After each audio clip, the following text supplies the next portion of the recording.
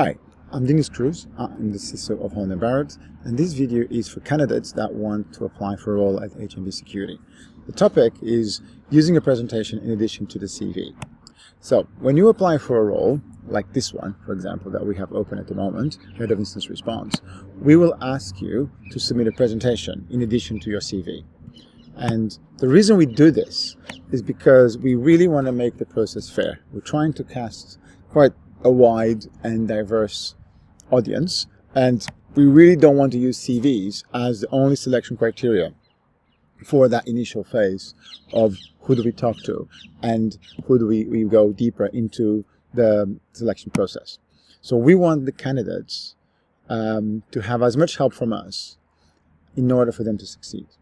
And especially as they move into the later stages of the recruitment process, I kind of view that our role is to almost mentor the candidate so that they get presented and they're able to present themselves in the most effective way as they meet as the members of the exec team, or the members of the security team, as the security professionals, etc., as we go to the multiple stages of the recruitment process.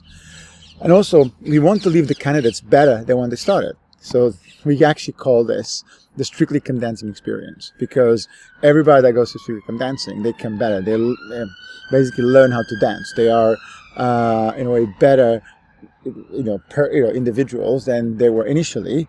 And here, what we really want is for the candidates to learn something new during the recruitment process. We want basically them to have better materials about themselves, which is the presentation is one of them, and we want them to be challenged, because this is also what we kind of measuring as part of the process. We want to see how the candidates react to these challenges and to these basically requests we make.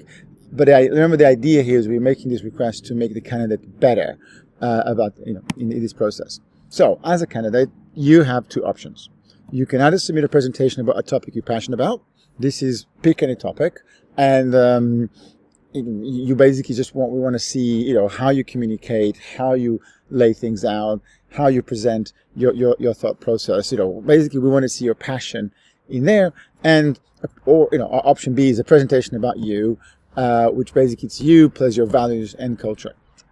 So the presentation about the topic you're passionate about, this is one of the two options. You can do this one, but just note that we will ask you for the second one. But if you want, you can just do this one, which is simpler, faster, and should also allow us to get a good sense of you, which we won't just get from your CV. And fundamentally, what we're seeing here is your thinking process. You should be able to pick a topic that you're passionate about, and you should be able to talk for it for ages, and you should be able to present a very sort of, in a way, interesting view, and we as consumers of that should learn something when we see that. So that's one option. If you want just to do this one, you can do it.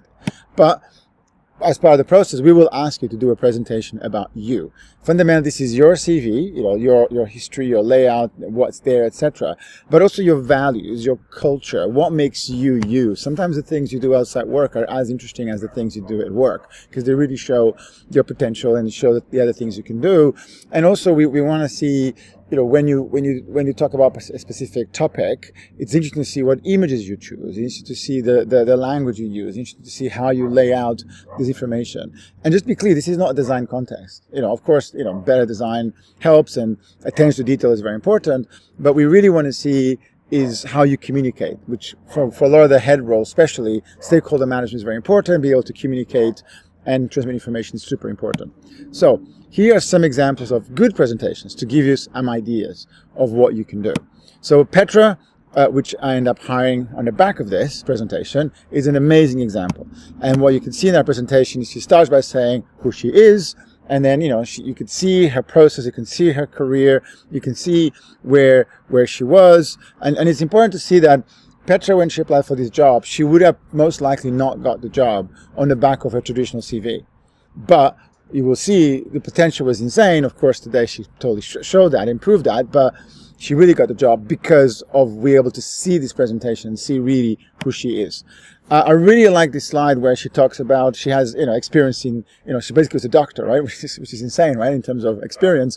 But it's also really interesting to see how that experience, you can see, shaped her, remember calm under pressure, etc., etc., etc. Really, really cool. But also show that she plays volleyball in quasi competitive, and that also showed how she could be a team player. So that was quite interesting outside of work, but that is very, very valuable. And who she wants to be, where she sees herself going, what is the path that she wants to go. Like, this is amazing.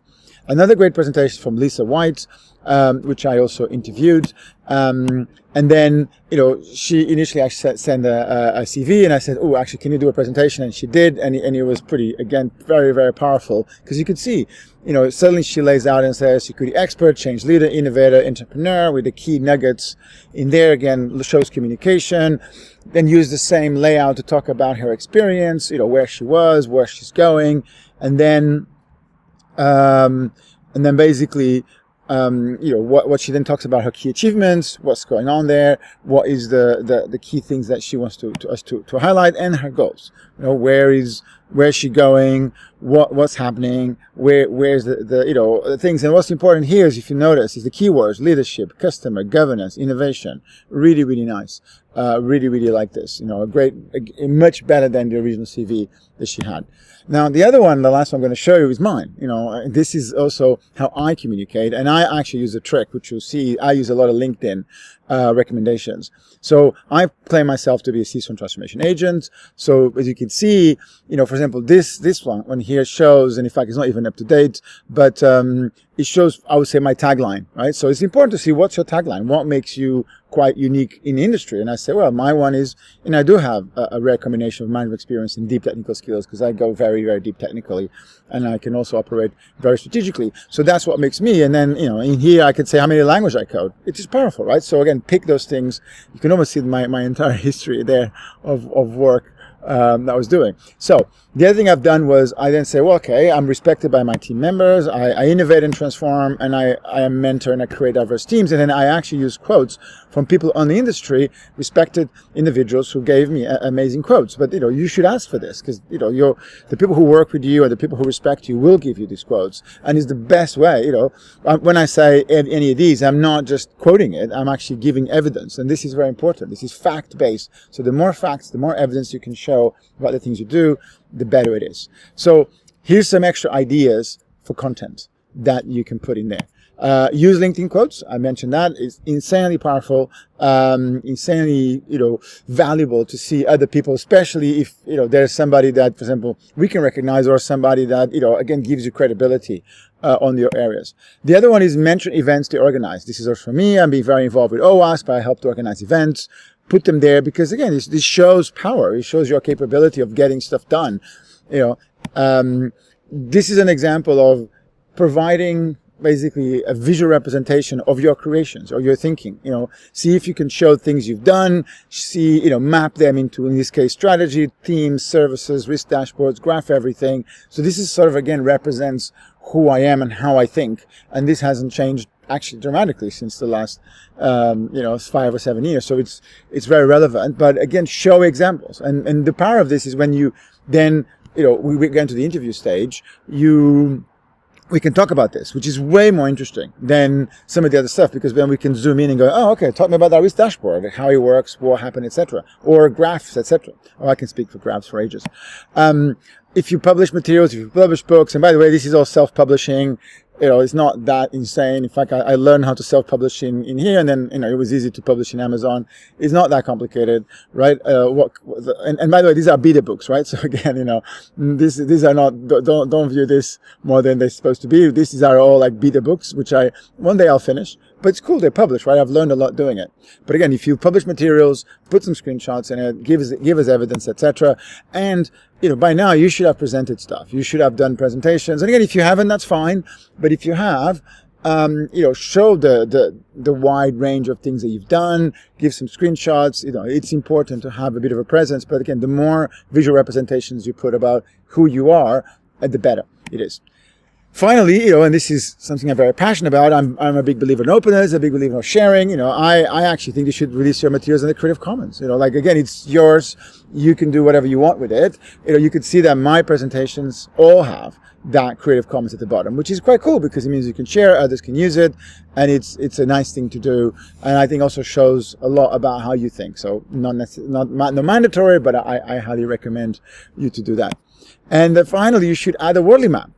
And Petra did, some really cool Wardley Maps on her presentation. This was her learning Wardley Maps, and then she actually talked about the Wardley Maps, and then she did this really cool, this was the beginning of COVID actually, she did a really good Wardley Map about COVID. Awesome. We talked about this, by now, when I saw this, it's like, she's totally hired, right? But it was amazing, right? And when you talk to her, it was, she got what I wanted in a way to see for somebody who does Wardley Maps for the first time. And you tell me, what's a Wardley Map? Well, here's some links about Wardley mapping. And fundamentally, it's an amazing framework to capture situation awareness, strategy, doctrine, climatic patterns, and gameplay. I highly recommend you to take a look at it. You should ideally submit a couple of Wardley Maps on your presentation, because that's a great way for us to engage. You're going to learn a lot out of it. I'm sure you're going to find it insanely practical. It's the thing that really changed my mind in the last 5 years. It's the best thing I've learned, still learning, right? And this is a good example of Wardley Map. And then there's some amazing stuff like the pioneers, settlers, and town planners, which some of the jobs we actually point to where we think that actually sits in. And that's some amazing thing in here. So I look forward to see your presentations, and thanks, and please share this with your network.